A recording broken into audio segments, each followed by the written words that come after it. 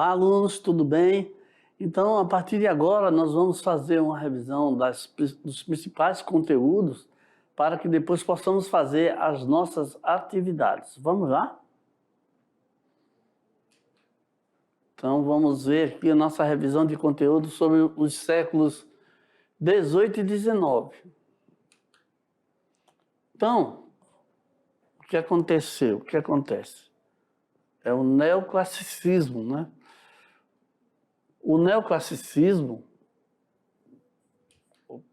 vamos lá. O neoclassicismo, que é o nosso tema primeiro, né, que nós estivemos aí falando sobre ele, foi um estilo dominante na arte ocidental no século XVIII, até aproximadamente 1830, tá? E o movimento buscava reviver o espírito das grandes civilizações da Grécia e da Roma antiga. Então, ao reagir ao hedonismo e à frivolidade do movimento rococó, ok? Então, a busca do prazer e exagerada, né, ao exagero do rococó. A principal fonte de inspiração para os neoclassicistas vinha das narrativas literárias e históricas. Então, os escritores também aí tinham grande importância ao servir, né, de fonte de inspiração para os artistas plásticos. Em segundo lugar, nós vamos ressaltar aqui o romantismo, né? O romantismo, veja só, o período em que o romantismo dominou a arte foi o início do século XIX. Nesse momento histórico estavam acontecendo diversas mudanças políticas, sociais e culturais. E essas mudanças tinham ligação com os acontecimentos do fim do século XIX no mundo inteiro, né? Então, os principais acontecimentos são a Revolução Industrial, com a criação de máquinas que solucionaram problemas técnicos de produção e mudanças significativas, como a divisão do trabalho e o começo da especialização da mão de obra.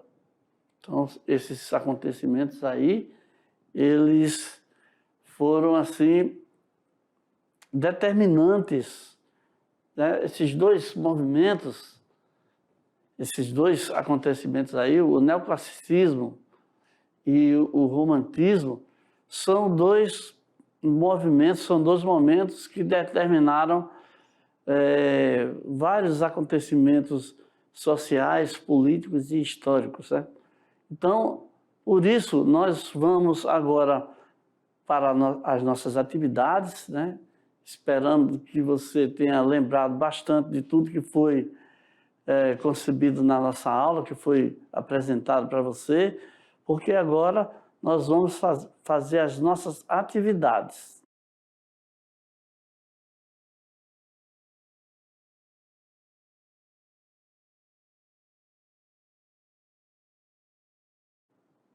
Ok? Então agora vamos ver as questões.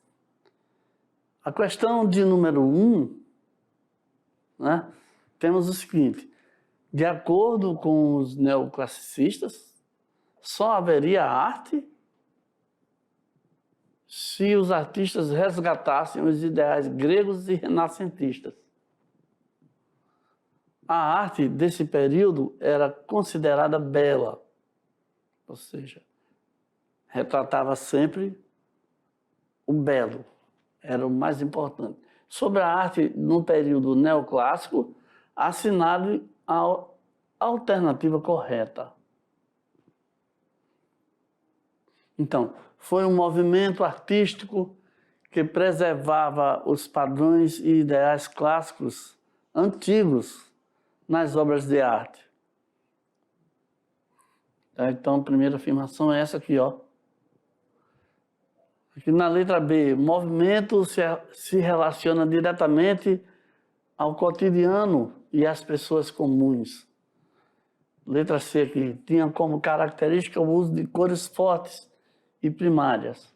Na letra D, nós temos que retratava momentos históricos relacionados à pintura histórica.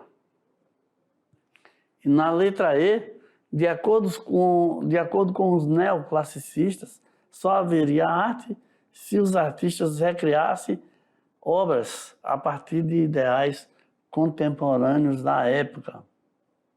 Então, vamos ver aí, de acordo com o enunciado, a nossa resposta.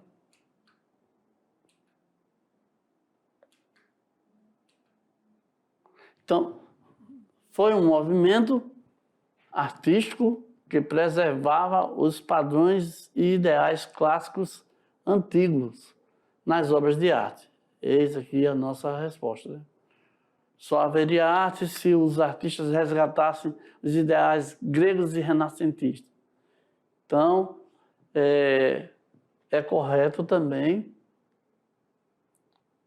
dizer que foi um movimento artístico que preservava os padrões e ideais clássicos antigos nas obras de arte. Neoclassicismo. Na questão de número 2. O período em que o romantismo dominou a arte foi o início do século XIX. Nesse momento histórico, estavam acontecendo diversas mudanças políticas, sociais e culturais que tinham ligação com os acontecimentos do fim do século XVIII. Sobre o movimento do romantismo, está correto o que se afirma em... Olha, nós temos aqui, ó, enfatiza a exasperação das emoções. A psicologia humana e a natureza era pouco considerada. A liberdade de criação e de expressão. E enfatiza também o nacionalismo. Então vamos ver aí sobre o romantismo. Nós temos para escolher aí. Então, vemos que o 1, o 3 e o 4. Então vamos voltar aqui. O 1, o 3 e o 4. O 2, que fala sobre a psicologia humana e a natureza, né? Que era pouco considerada, não é verdade. Então, estamos aí com a nossa resposta. Letra E, 1, 3 e 4. Na questão 3, olha essa imagem aí, uma pessoa morta e que é O Pesadelo, de Henry Fuseli. Uma belíssima obra aí. Olho sobre a tela. Nesta obra aí que nós acabamos de ver, vemos uma pintura a óleo do período romântico. Sobre essa obra, quais as características citadas abaixo correspondem ao período estudado, tá? Então nós temos aqui o mundo interior do artista era o conteúdo das obras do período romântico. Letra B. Os artistas se baseavam em histórias políticas atuais para reproduzirem suas obras. Letra C. O romantismo se tratava de relacionamentos românticos e reais. Letra D. A expressividade humana não era retratada nas obras. E letra E. As obras seguiam os padrões ideais clássicos. Então, nós vemos o seguinte: o mundo interior do artista era o conteúdo das obras do período romântico, tá?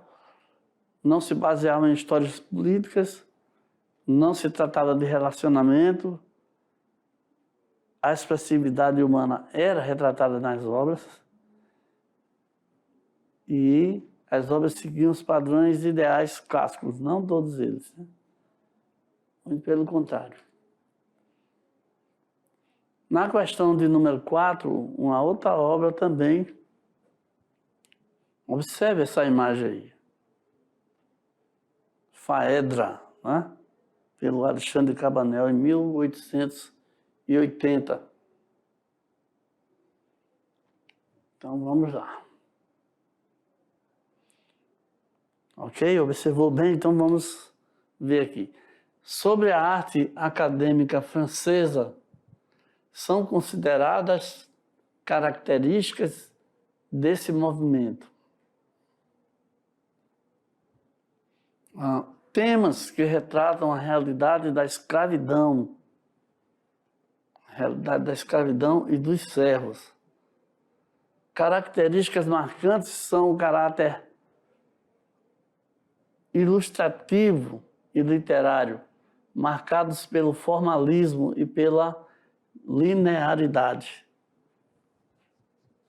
A exatidão nos contornos, temas dignos e clareza. As poses escultóricas são compostas por naturalidade, realismo e objetividade. Os artistas tinham o intuito de expor a desigualdade social da época. E, letra E, as obras só retratavam mulheres.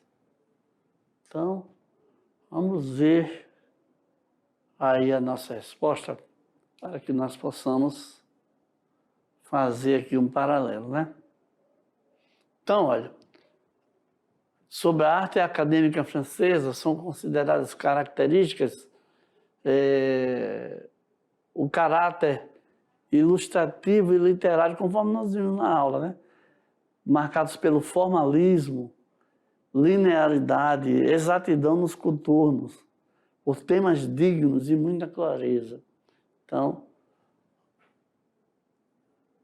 ligação perfeita com a arte acadêmica francesa. A questão de número 5, uma questão, né, de Enem, né? Então, nós vemos aqui novamente a liberdade guiando o povo, né? Então, é um quadro do pintor francês Eugène Delacroix, que viveu de 1798 até 1863 e é intitulado A Liberdade Guiando o Povo. Esse quadro foi feito em 1830, né? Datado. Esse quadro também tornou-se uma das representações mais famosas da Revolução Francesa.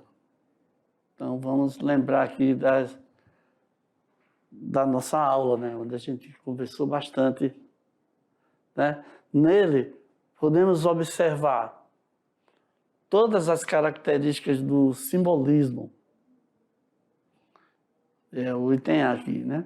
Bem como a representação de todas as classes que participaram da fase inicial do movimento, com destaque para a bandeira tricolor, criada pelos revolucionários, levada pela figura que lembra a participação intensa e fundamental das mulheres no processo. Aqui é o item A. Vamos ver aqui na letra B.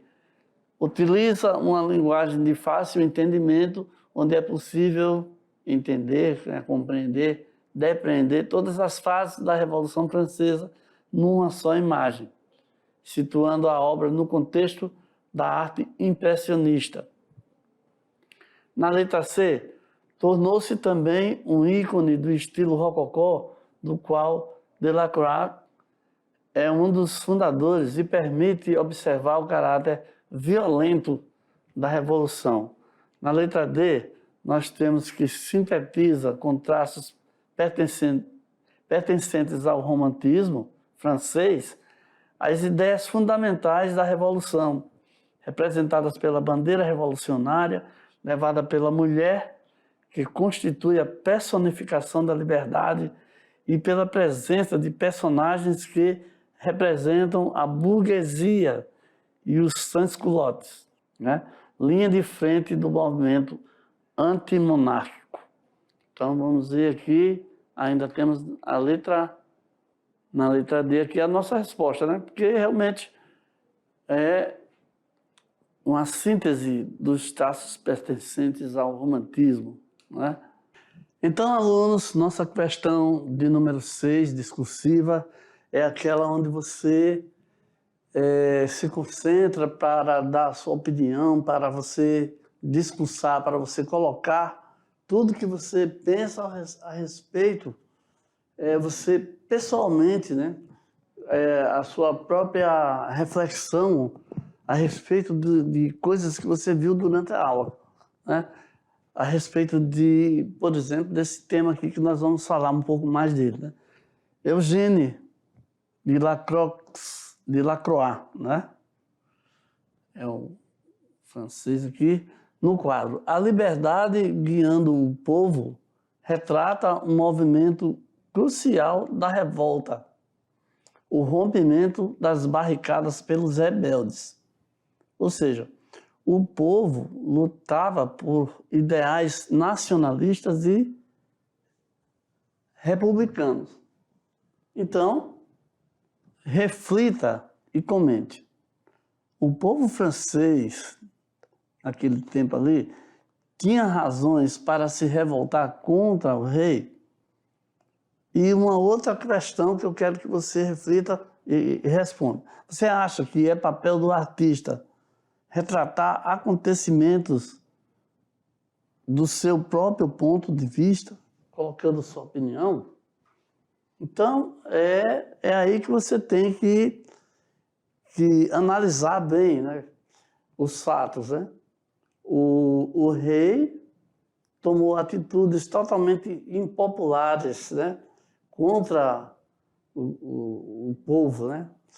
E aí houve aquela revolta, né? Houve aquela revolução, e aí o artista Eugène Delacroix, ele fez esse quadro onde ele coloca, né, de certo modo, ele coloca os acontecimentos, né, uma barricada lá. Então, não seria aqui um padrão de resposta, seria assim uma dica de como você pode responder. Veja só, o tema de Liberdade Guiando o Povo, que é o quadro, é o levante de julho de 1830 na França, que causou a substituição do rei Bourbon Carlos X por Luís Felipe, o Duque de Orleans. A França era governada pelo rei Carlos X, que permaneceu no poder durante 6 anos. Quando Carlos X tentou abolir a liberdade de imprensa e dissolver a recém-eleita Assembleia, teve início a Revolução. Sobre o artista pode escolher ser apenas um observador dos acontecimentos, retratando-os fielmente, mas também pode expressar sua opinião denunciando coisas e fatos errados. Ok? Então deixo com você aí escolher como você quer responder essa última parte aí.